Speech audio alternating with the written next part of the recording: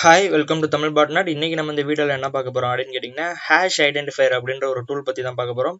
சரி, இந்த ஹேஷ் ஐடென்டிஃபையர்னா என்ன, இது எதுக்காக யூஸ் பண்ணுறோம் அப்படிங்கிறத பார்க்கலாம்.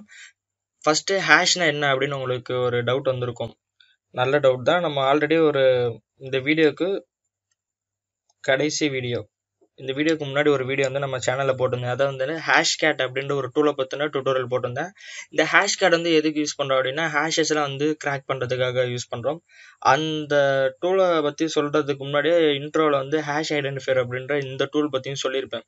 சரி, அப்புறம் இந்த டூலை பற்றி சொல்லிட்டீங்களா, அப்புறம் எதுக்காக தனியாக இந்த டூலுக்கு வந்து வீடியோ போடுறோம் அப்படின்னு கேட்கலாம். ஏன்னா மோஸ்ட்லி வந்து அந்த வீடியோ வந்து அரை மணி நேரம் இருந்துச்சு. அதனால நிறைய பேர் வந்து ஃபுல்லாக பார்த்துருக்க வாய்ப்பு இல்லை. எனக்கு தெரிஞ்சு 150% வந்து வாய்ப்பு இல்லை. ஏன்னா ஃபுல்லாலாம் பார்த்துருக்க மாட்டாங்க. ஒன்று இல்லை வாட்ச் லேட்டர் கொடுத்துருப்பாங்க, இல்லைன்னா டவுன்லோட் பண்ணி வச்சுட்டு பார்க்காம இருந்திருப்பாங்க.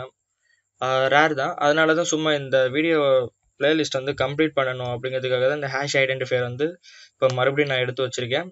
சரி, ஃபர்ஸ்ட் ஹேஷ்னா என்ன அப்படின்னு உங்களுக்கு கேள்வி வரும்.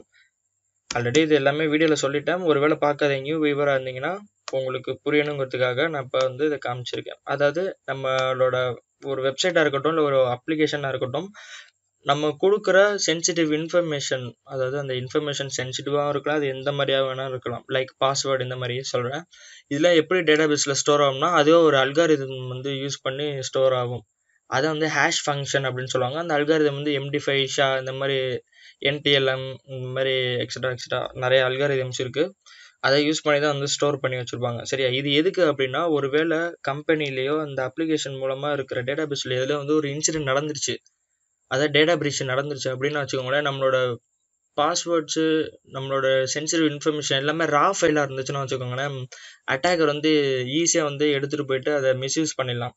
ஒருவேளை அது என்கிரிப்ட் ஆகிருந்துச்சுன்னா அதை வந்து கிராக் பண்ணது வந்து கஷ்டம். உனக்கு கிடைச்சாலும் யூஸ் இல்லை அப்படின்ற மாதிரி தான். ஏன்னா அது உட்காந்து ஒவ்வொருத்தருக்காக கிராக் பண்ணிக்கிட்டு இருந்தானே என்ன ஒரு யுகமே தேவைப்படும். அதனால தான் இப்போ வந்து நம்ம ஹாய்னு பாஸ்வேர்டு வந்து இப்போ ஹலோ அப்படின்னு வைக்கிறோம்னா, டேட்டாபேஸில் எப்படி ஸ்டோர் ஆகும்னா, இது ஒரு வேற காம்பினேஷன் வந்து இப்படி ஸ்டோர் ஆகும் ஹலோங்கிறது. இது வந்து என்னன்னா ஒரு அல்காரிதம். இது என்னன்னா ஹேஷ் ஃபங்க்ஷனை யூஸ் பண்ணி என்கிரிப்ஷன் பண்ணி வச்சிருச்சு டேட்டாபேஸில். இப்போ இந்த மாதிரி இருந்துச்சுன்னா அட்டாக்கருக்கு எடுத்து என்ன பண்ண முடியும், இந்த ஹலோங்கிறது வந்து டைரெக்டாக பாஸ்வேர்ட் ஃபீல்டில் கொடுத்தாலும் உள்ளே லாகின் ஆகாது. இது மூலமாக என்ன ஆகும், உனக்கு டேட்டா பிரீச் பண்ணி அந்த பாஸ்வேர்ட்ஸ் எல்லாம் எடுத்தாலும் புண்ணியம் இல்லை. சரியா, அதை வந்து டீக்ரிப் பண்ணுறதுக்கு தான் வந்து இந்த ஹேஷ்கேட் டுட்டோரியல் வந்து போட்டிருந்தேன். இது வந்து டீக்ரிப் பண்ணுறது வந்து அந்த சர்வர் சைடு அந்த அப்ளிகேஷனால் மட்டும்தான் வந்து டீக்ரிப் பண்ண முடியும். ஏன்னா என்கிரிப்ஷன் வந்து எப்படி நடக்குதோ அதுக்கேற்ற மாதிரி. இதே மாதிரி தான் வாட்ஸ்அப்பில் வந்து என் டு என் என்கிரிப்ஷன் அதெல்லாம் கேள்விப்பட்டிருப்பீங்க. இந்த மாதிரி தான், அதாவது இப்போ வந்து சென்டர் வந்து ஹாய்னு அனுப்புகிறாருன்னா, நடுவில் நெட்ஒர்க்கில் ட்ராவல் ஆகிறப்ப அது வேற ஒரு அல்காரிதம் காம்பினேஷனில் போயிட்டு திருப்பி ரிசீவர்கிட்ட போகிறப்ப ஹாய்னு வரும்.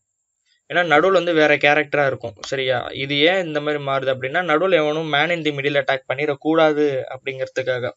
அதுதான் வந்து இந்த மாதிரி இந்த கிரிப்டோகிராஃபியில் வந்து வர நேமு. சாரி, இந்த கிரிப்டோகிராஃபி அப்படிங்கிறது என்னன்னா, இந்த சைபர் செக்யூரிட்டி, இந்த கம்ப்யூட்டர் ஃபீல்டு, இல்லாட்டி நீங்கள் ப்ரோக்ராமிங் லாங்குவேஜ் படிக்கிறது, நெட்ஒர்க்கிங் எல்லா இடத்துலையும் வந்து இந்த கிரிப்டோகிராஃபிங்கிற வார்த்தை வந்து கேள்விப்பட்டிருப்பீங்க. இந்த கிரிப்டோகிராஃபிங்கிறது என்னன்னா, கம்யூனிகேஷனை செக்யூர் பண்ணுறது அப்படிங்கிறது தான் இதோட அர்த்தம். ஓகேவா, அதில் தான் வந்து இந்த ஹேஷ் ஃபங்க்ஷன் இதெல்லாமே வரும். சரி, நிறைய சொல்லிட்டேன். சரி, நிறைய பேசிட்டேன் ஆல்ரெடி. இதை பற்றினா கொஞ்சம் டீட்டெயிலாக வந்து ஹேஷ்கேட் டுட்டோரியல் வீடியோவில் போட்டிருந்தேன். ஒருவேளை நீங்கள் இந்த வீடியோ பார்க்கலன்னா கீழே டிஸ்கிரிப்ஷன் கீழே லிங்க் தரேன், அதை நீங்கள் பார்த்துக்கோங்க.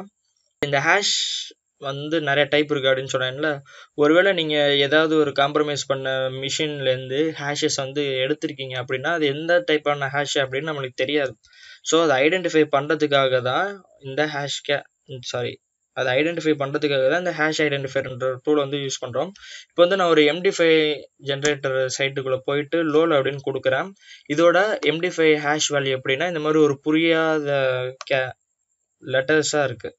சரியா, இதெல்லாம் எப்படி நம்ம பார்த்தோன்னே கண்ணாலே பார்த்து கண்டுபிடிக்கிறது அப்படிங்கிறது வந்து பாசிபிள் இல்லாத விஷயம். சரியா, இதெல்லாம் வந்து என்ன டைப்பான ஹேஷ் அப்படின்னு கண்டுபிடிக்கிறதுக்காக தான் இந்த டூலு.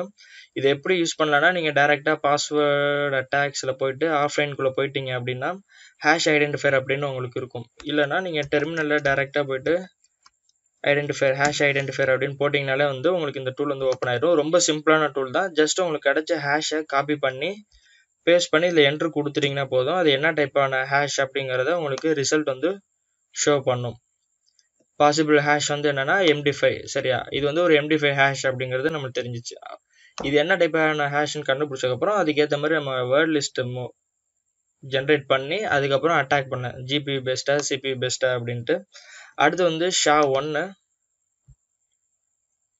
மோஸ்ட்லி நீங்கள் இந்த MD5 வேல்யூலாம் வந்து எப்படின்னா SQL இன்ஜெக்ஷன் பண்ண சைட்லலாம் வந்து நீங்கள் யூசர்ஸோட டீட்டெயில் எடுக்கிறப்ப எல்லாமே பாஸ்வேர்ட்லாம் இந்த மாதிரி என்கிரிப்ட் ஆகிருக்கும். அப்போதைக்கு நீங்கள் பார்த்துருப்பீங்க. அதுக்கப்புறமேட்டு அந்த ஹேஷ் ஃபைல் வந்து ஆன்லைனில் வந்து சில சைடில் வந்து டீக்ரிப் பண்ணலாம், ப்ரூட் ஃபோர்ஸ் அட்டாக் மாதிரி பண்ணி அதில் போய் ட்ரை பண்ணி டீக்ரிப் பண்ணியிருப்பீங்க. மோஸ்ட்லி அவங்களாம் என்ன வச்சுருப்பாங்கன்னா அட்மின் பாஸ்வேர்டு இந்த மாதிரி சிம்பிள் வேர்ட்ஸாக தான் வச்சுருப்பாங்க. அதனால ஈஸியாக வந்து உங்களுக்கு கிராக் ஆயிரும் ஆன்லைனில். சம்டைம்ஸ் வந்து உங்களுக்கு கிராக் ஆகாது, ஏன்னா வேர்ட் லிஸ்ட் வந்து மேட்ச் ஆகலைங்க டேட்டா பேஸோட அப்படின்னு ரிசல்ட்டே வரும். அப்போலாம் வந்து நீங்களாம் மேனுவலாக வந்து எங்கேயாவது லிஸ்ட்டை எடுத்து தான் பண்ணி ஆகணும். ஓகே, இப்போ வந்து இதில் பாசிபிள் ஹேஷ் வந்து SHA-1 அப்படிங்கிறத காமிச்சிருச்சு. ஏன்னா இங்கே நம்ம எதோட எடுத்தோம்னா SHA-1 அப்படிங்கிறத எடுத்தோம். இந்த மாதிரி எந்தெந்த ஹேஷ்லாம் உங்களுக்கு கிடைக்குதோ அந்த ஹேஷ் எல்லாம் நீங்கள் போட்டு பார்த்துட்டு என்ன டைப் அப்படிங்கிறத கண்டுபிடிச்சிக்கலாம். சிம்பிளான டூல் தான், சிம்பிளான வீடியோ. இப்படி வந்து ஹேஷ் ஐடென்டிஃபையர் வந்து நம்ம யூஸ் பண்ணோம். எனிவே இந்த வீடியோ உங்களுக்கு பிடிச்சிருக்கும் புரிஞ்சிருக்கும் அப்படின்னு நம்புறேன். பிடிச்சிருந்தா லைக் பண்ணுங்கள், பிடிக்கலன்னா டிஸ்லைக் பண்ணுங்கள். இந்த வீடியோ எப்படி இருந்துச்சுன்னு கமெண்ட் பண்ணுங்கள். தேங்க்ஸ் ஃபார் வாட்சிங்.